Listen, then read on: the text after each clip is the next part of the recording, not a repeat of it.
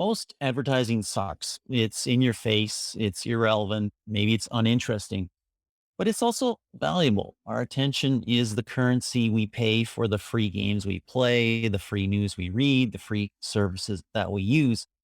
But what if our attention is worth more than that? We've seen companies like Brave set up basic attention token that allow people to monetize their ad consuming time and attention. That mostly works on the web, but AdJoe says they found a solution for mobile apps, and specifically the apps we spend the most time on, games. Welcome, Jonas. Yeah. Hi, John. Good to be here. Hey, super happy to have you. Thanks for joining us.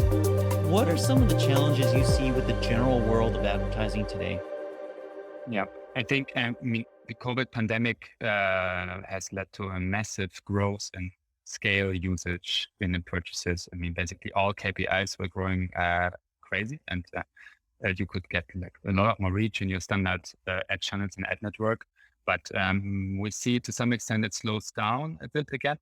All the new users that kind of were attracted to mobile games have started playing them and got their new usage behavior. It's not decreasing much, but let's say the effect is saturating a bit, and it's getting harder again to grow your business. We just saw recently in the quarterly reports of Zynga quite a massive drop in the stock because the results didn't meet shareholder expectations because we got used so much of these two-digit monthly growth rates in the pandemic. So finding your uniqueness again and being more competitive again with your in-house buying teams, your in-house creative teams, to get the users you actually need to grow your business has become a much bigger challenge again, I would say, in the past 12 months. Absolutely. And I mean, part of that challenge is getting people to pay attention to your ads. I mean, there's a million ads out there. There's a million apps out there that want your attention, that want your install, getting people to pay attention to what you're doing. I mean, we've obviously seen rewarded ads for that purpose where you're getting something valuable in game for your time and attention. And actually that's changing as well. They're spending more time in some of those and having to click a couple times to get through those. You have a different solution. What is your solution? How does it work? Yeah. So the AppLike group has three subsidiaries. And I think the solution we're talking about here is based on our subsidiary AdJoe. AdJoe is running an ad unit called Playtime that rewards users for time spent in mobile games. How is this different from existing solutions? We track the time spent from the user's Android phone. It's a solution purely working on Android and rewarding the user to re-engaging with the advertiser's game every some minutes. So it's a really long-term incentive, which is quite different to what traditionally offer boards have been doing, rewarding one level or something at reach one level in an app, or to watch a video, just rewarding an app install. And when we started with Playtime some years ago, um, the belief of advertisers was not very high that this is a great idea. So we needed to prove the market wrong. But I think there are two differentiators that made us a top 10 apps flyer index company as a user acquisition solution. First is this long-term retention really drives, this long-term incentive really drives users to the point in the game they start spending or monetizing for our partners. And the second point is as we read the installed apps from the phone, we are able to profile the user and not show the same game to every user. That's the So, advertiser perspective. Yep. so let's dive into that. What's that look like? Maybe let's go from the user perspective first. I Yeah. don't know you. I've never met you before. I'm an Android user. I come into a game. I start playing a game. And then what do I see that's part of your solution and what happens? Yeah. So you would play a game, or you are in an app discovery app or a dating app or any app that has an in-app currency. And our publishing partners, our supply side creates a unique placement for our solution, like an in-game arcade store or a free coins placement.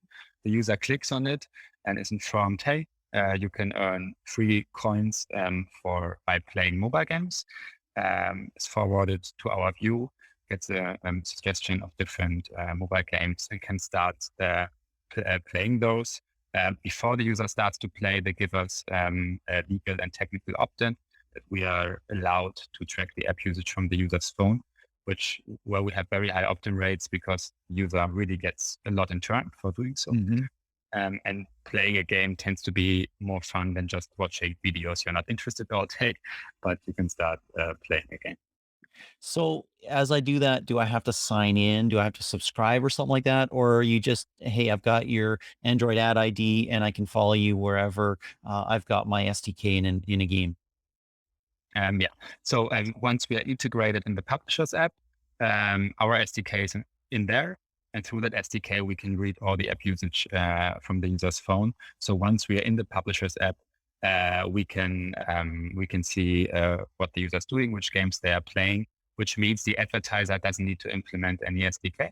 There we just have the standard user acquisition setup with partners, MMPs such as Singular or Adjust Apps Flyer or in-house solutions, where we just track the installs and postbacks basically.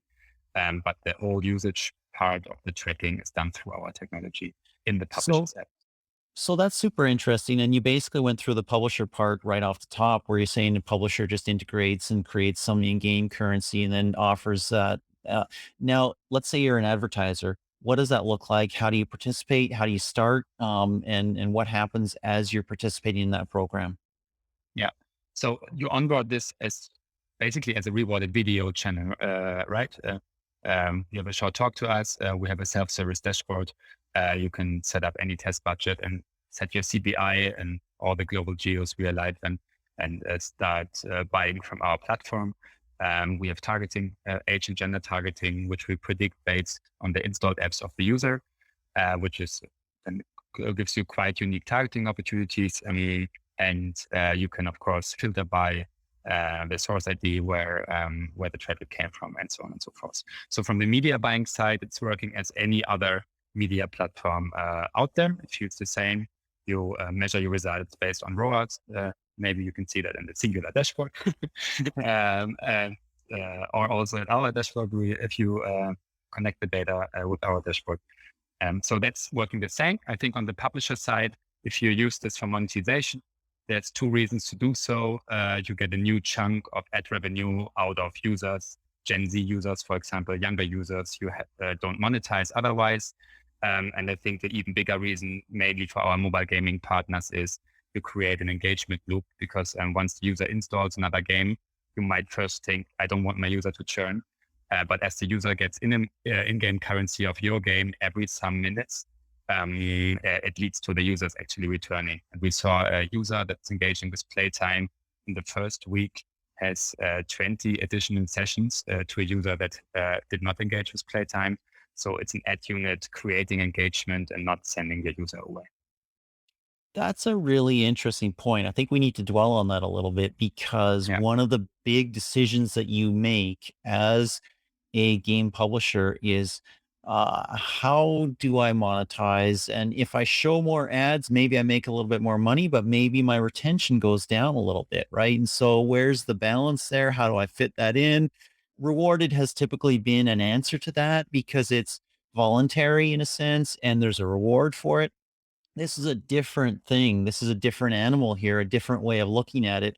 Talk about how what that looks like and what the value is that publishers are seeing by including it. Yeah. So we have, if you look at eCPMs or AppDAOs in the US we have AppDAOs anything between $1 and $3 for a user per day that comes to us, which is quite high. But if you just imagine, you ask a user, hey, here's a new experience. You just basically install a game and start playing it. The conversion rates on these placements are very, very, very high. But as we incentivize the user in the long term to engage with the advertisers games, the ROAS is still created. So we kind of marry the needs that the advertiser wants a long-term retaining user, but the publisher wants the user to come back very quickly. And this can also be seen in the monetary results that are accrued, I would say. Secondly, money. Secondly, yeah, this question you're raising, ads destroy kind of your usability is a very big one. And to be honest, we are also still educating the market here because I think seeing these monetary results you can achieve, there's a huge potential of getting this money out of the users you haven't monetized yet without losing the user, especially in games that are more dependent on social dynamics that really also need to keep the non-paying users in their game. And by that solution, users do play more than a game anyway, right? Most of them, the heavy gamers, play 4, 6, 8 per day. So why not making your app a destination that users find these new games? Cool. So let's assume I'm the user and I played this game. I got this offer. I thought, oh, cool. And so I followed it, I installed it. Maybe I installed a bunch of other games. Maybe I'm playing them. I'm a month down the road. I'm 2 months down the road. I've installed maybe 5, 6 games, whatever it is, and I'm playing them. What rewards am I getting? What's that look like? Where are those rewards coming, and where can I use them? Yeah. It's a very good question. I think it depends on the case, right? We have, let's say, the gaming case we just talked about. The balancing is done by the gaming team. We don't force to give any amount of currency. It's very important. The amount of a certain, let's say, coins or gold per day is not exceeded because then the in-app purchases might drop. And the game balancing teams in the big free-to-play games, they are very sophisticated in this question and can set the exchange rate as they like. Then we have the cases more, let's say, on the dating side where you can earn free credits to text more people, or on the app discovery side where you can just play games to earn free vouchers or shopping vouchers or PayPal credit. In these cases, they give away basically everything they can. They just that they still keep some margin because their business is just making money with ads, right? So they're because it's structured around the whole business model, their users in a month can easily earn $10, $15, even more just by playing games because they, out of the revenue share, the publisher's getting most of that is given to the user. And on the mobile gaming side, it needs to be like much better balance, I would say.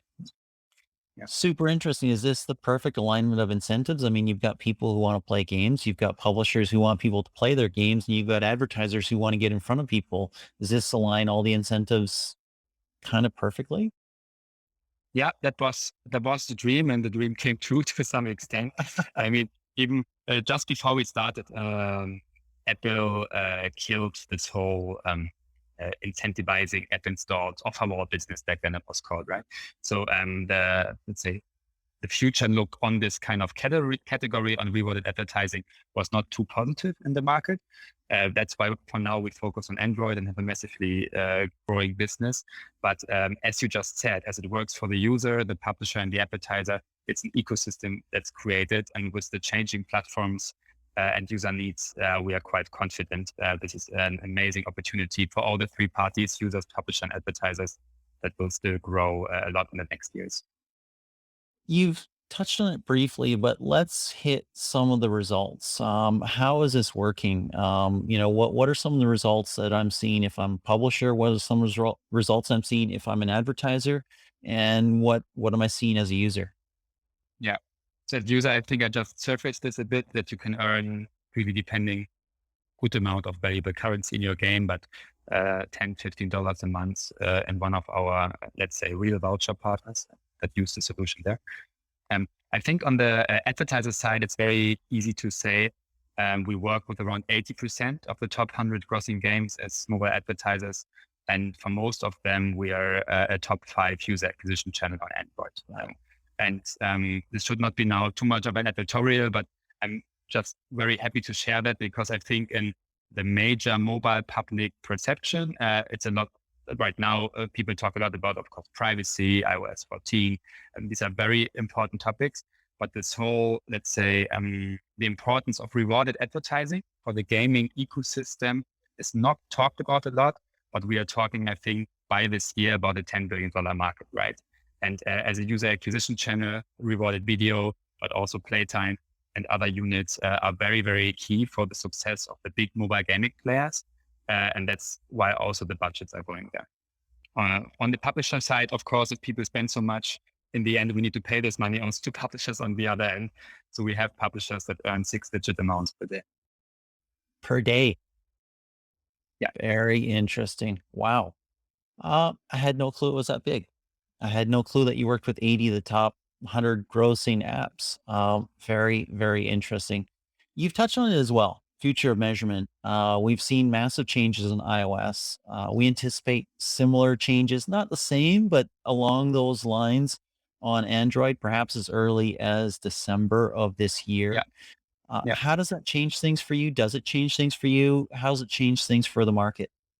On Android, tracking is not only dependent on the Google Advertiser ID, right? And what should happen with limited ad tracking is that people can opt out, which is already, as far as I understood it so far, which is very different to people need to opt in both the publishers and the advertisers app on iOS.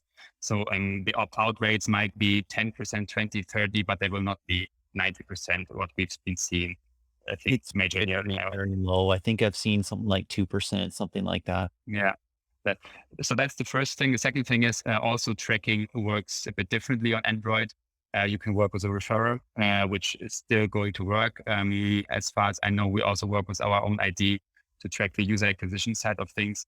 And then we have, there's two aspects, right? The one is, can advertisers still track the traffic came from AdJoe or from certain target groups? I think that will still be possible, all of the reasons I just said. Even if not, if it will be more on cohort basis or on bigger groups basis, how it's going to be or how it is now on iOS, it's still not killing the business because you can still attribute the users came from AdJoe and they created a certain return on investment. Mm. On the tracking side, we track the app usage from the phone and we need to grant the rewards or the currency to the user, right? On that side of things, we have a client-based solution basically that is not dependent on the Google Advertiser ID. So there we will also be stable, even if the worst case would happen on Google. We're in a very interesting time in the mobile ecosystem. Lots of changes, lots of Yeah, acquisitions, mergers, people trying to create content fortresses, new mini platforms, maybe macro platforms, even amass more first party data, understand more, and be less reliant on the actual iOS and Android platforms and what they allow and don't allow. How's that impacting you, and how do you see yourself navigating that future? personally, I see it as very exciting because on the one hand, the market is consolidating crazy, right? AppLovin bought Adjust. AppLovin owns 10 gaming studios. It's valued at 30 billion. Iron Source goes into hyper casual games with Supersonic. On the other hand, Zynga just acquired Chartboost, strengthening their ad tech stack.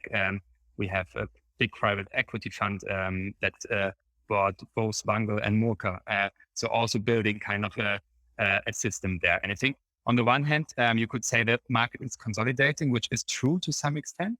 On the other hand, there's new things happening also basically every month, new gaming studios coming up, new ad tech solutions. So I feel the market is growing so much that there is consolidation of the existing piece of the cake. But as the cake is getting bigger, the competition out there is still quite massive. And with AdJoe, as said, is part of the AppLike group. And we also play in that game. I would say, I don't know if we build a fortress. I'm German again. Maybe it's a nice house, but a very solid one. But here we don't have not been doing too much M&A yet. But what we have built, we have an app discovery subsidiary ourselves, Just Dice, AdJoe, our playtime ad network, and then Sunday, our own hyper casual game publisher, and also our own in-house data solution. We're building this product organically and also going into gaming now, coming from edtech, going into gaming with this unique element of rewarded advertising. And I think we are also playing in this game. But I think as long as enough fortresses are growing, the gaming companies build edtech or buy edtech, and the edtech companies build games or buy games, just the market is getting more exciting. Definitely more exciting. It's the old "May you live in interesting times" curse, perhaps, or blessing. Who knows? Times of chaos are also times of innovation, and lots is going on. Jonas, I want to thank you for taking this time and sharing kind of something interesting and new that you've done that has been super successful. Appreciate it. Yeah. Thank you so much, John. And maybe as a last remark, I do think maybe on the consolidation topic, to put it a bit more extreme, what you need to do for sure is you cannot just build a gaming company anymore. You need to build a gaming tech company, or if you build an ad tech company, most likely you will only be able to grow if you have your own reach and game stack. So I think this puts the requirements for founders in this space a bar a bit higher than it was ever before. Interesting. Thank you so much, Jonas. Thanks to